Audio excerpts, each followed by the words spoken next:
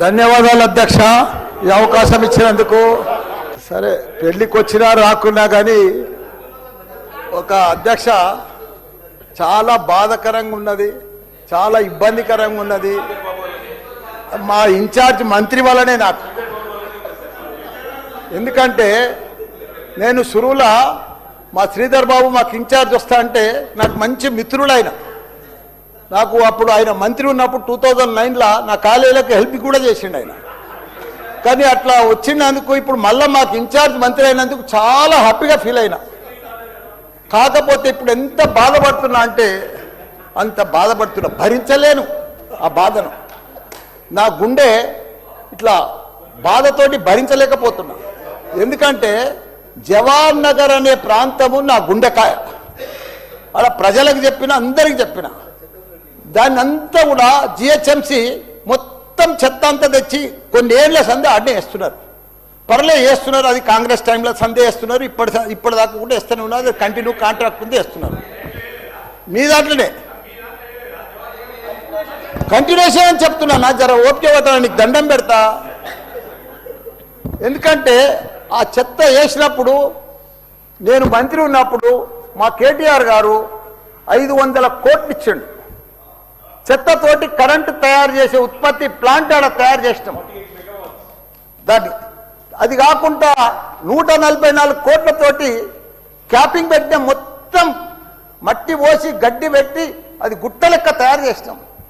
దానికి తోడు వర్షాకాలంలో అందులో వచ్చిన మురుగునీళ్ళు అంత వస్తే ఫిల్టర్ చేసేందుకు 250 కోట్లు ఇచ్చినాం. వాటర్ ఎస్టీపీ అంత బాగా చేసి అందంగా వాసన రాకుండా చేసినాం నా మంత్రి ఉన్నప్పుడు మా కేటీఆర్ సార్. అటువంటిది ఇప్పుడు 2 సంవత్సరాలు 4 నెలల సంది భరించలేము. కొత్త గుట్ట చెత్తకుండి తయారు చేసిరు, కొత్తది ఒకటి. అది రోగాన బారి పడుతున్నారు. వాటర్ల పొల్యూషను, గాలిల పొల్యూషను, భూమిల పొల్యూషను, మురికి నీరు ఉండలేక 2 లక్షలన్నర ప్రజలు ఉంటున్నాడు. దయచేసి అన్న శ్రీధర్ అన్న, నాకు నువ్వంటే నాకు చాలా అభిమానం. నన్ను పగబట్టకన్నా. ఎందుకంటే నా నియోజకవర్గం బంగారం అసుంటి, దేశంలోనే నంబర్ 1 అసుంటి మేడ్చల్ నియోజకవర్గం. దాన్ని తుకుడలు అచలం కుతలం చేసేది దాన్ని.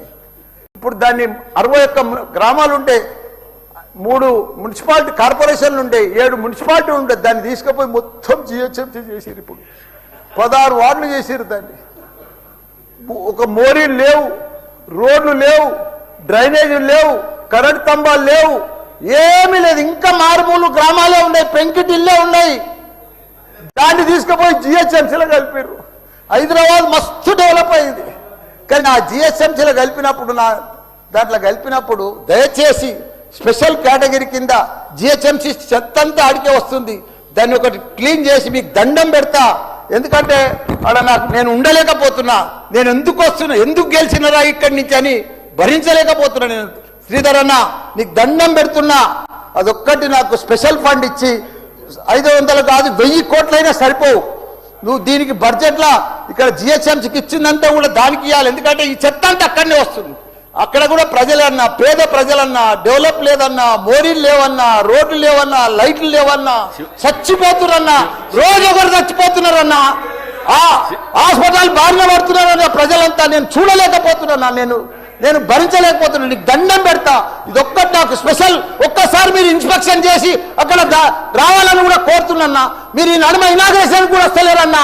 ఆ మహేందర్ రెడ్డిని పంపిస్తురన్నా. మీరు కావాలనే వస్తురన్నా, కుట్ర పంపుతురన్నా, నా మీద కుట్ర పంపుతురన్నా.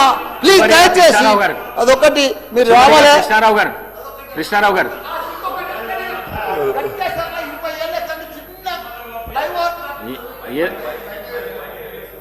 మైక్ లేకున్నా సరే అన్న చెప్పేస్తా.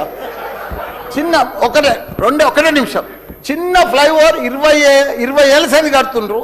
నేను డబ్బులు లేకపోతే కూడా నేను 2 కోట్లు బదులు ఇప్పించి ఆయన 90% కంప్లీట్ చేసిన.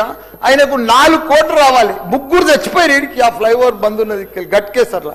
దయచేసి ఆ 4 కోట్లు రిలీజ్ చేపి అన్న, నీకు దండం పెడతా. ఆ గట్కేసర్లా ప్లీజ్ అన్న. నీకు లెటర్ కూడా ఇచ్చినా, నీకు మొత్తం ఐడియా ఉంది దానికోసం. థ్యాంక్ యూ అన్న.